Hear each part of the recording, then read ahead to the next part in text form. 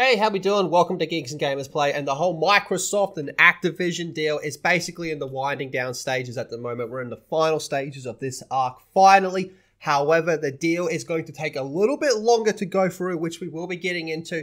And old school Call of Duty has made a big comeback lately and is kind of putting the newer ones to shame, which is pretty good in my opinion. However, Microsoft and Activision extend the merger agreement deadline. So Microsoft and Activision Blizzard have agreed to extend the merger agreement deadline, which expired originally on July 18th, but the new deadline for the merger to be completed is now 3 months later on October 18th.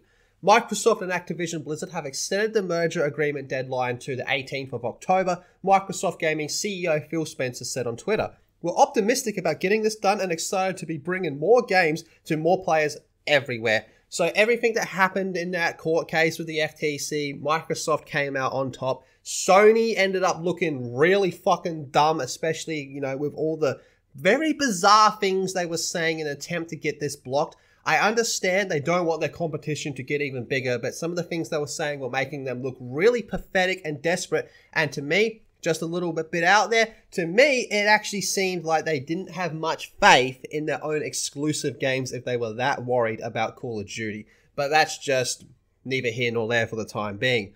So the recent decision in the US and approvals in 40 countries all validate that the deal is good for competition, players, and the future of gaming. Lulu Ching Masavi, of the Activision CCO and EVP of the Corporation Affairs, also said on Twitter, "Given global regulatory approvals and the company's confidence in the CMA now recognizes that the remedies available to meet their concerns in the UK." So the UK is kind of the last one that's not really on board with it just yet. It came down to America and UK were the two that were a bit iffy on the whole thing, and now it's just the UK. The Activision, Blizzard, and Microsoft boards of directors have authorized the companies not to terminate the deal until after October 18th. We're confident in our next steps that the deal will quickly close. Now, this news comes as no surprise as Microsoft works with the UK CMA to remedy the issues presented in the region in order to close the deal. In addition to that, Microsoft recently scored a major win with the injunction request against them with the FTC's case was denied. So then, on top of that, we saw that once that whole court case had ended, miraculously, the Xbox 360 servers for old school Call of Duties started working again. Now, this just goes to show how much of a piece of shit scumbag Activision company has been. They could have fixed these servers at any time they wanted to, but they chose not to. It took Microsoft, now that they're going to be owning them, to come in and set it up on their back ends, and they're bringing in a lot of players. In fact, we saw that Black Ops 2 had 10,000 players online on the Xbox 360. The Xbox 360!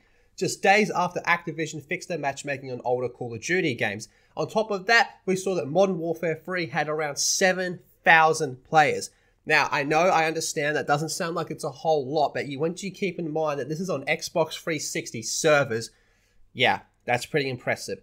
And down the line, and I believe they will, when Microsoft adds the older Call of Duty games to the Game Pass, these numbers should skyrocket. In fact, it's probably going to blow out this year's Call of Duty, which is going to be Modern Warfare 3, made by Sledgehammer Games, the same people that gave us Vanguard. Yeah, have fun with that one. I won't be buying that piece of shit. And now on top of that, we're seeing that the classic Call of Duty titles storm Xbox Store's top selling list after the matchmaking fix. Now keep in mind that games are also on a pretty big discount at the moment, so that's going to encourage more people to buy these games, but it's a pretty big move from Microsoft.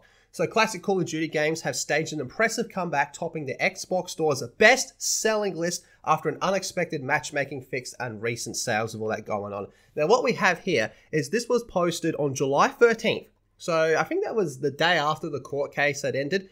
Watch how quickly an original Modern Warfare 2 lobby fills up in this day and age on Xbox 360 servers now that the servers have been fixed. Look at that. Already found a game, already connecting. It takes longer to find a match in this ongoing 2022 Call of Duty title. It's not looking good for them, and you'll love to see it, man. It's hilarious. It is absolutely hilarious. There is some numbers here for players, but these numbers are incorrect due to glitches and bots. The real numbers are closer to the 10K mark for Black Ops 2 and the 7K mark for Modern Warfare 3. All in all, I'm glad that this whole saga is coming to an end. It's been an absolute drain. I do believe this was the inevitable outcome, but what comes next, we'll have to wait and see. So you tell me how you feel about this in the comments section down below, and be sure to subscribe to Geeks and Gamers Play and check out geeksandgamers.com, and I'll see you all in the next video.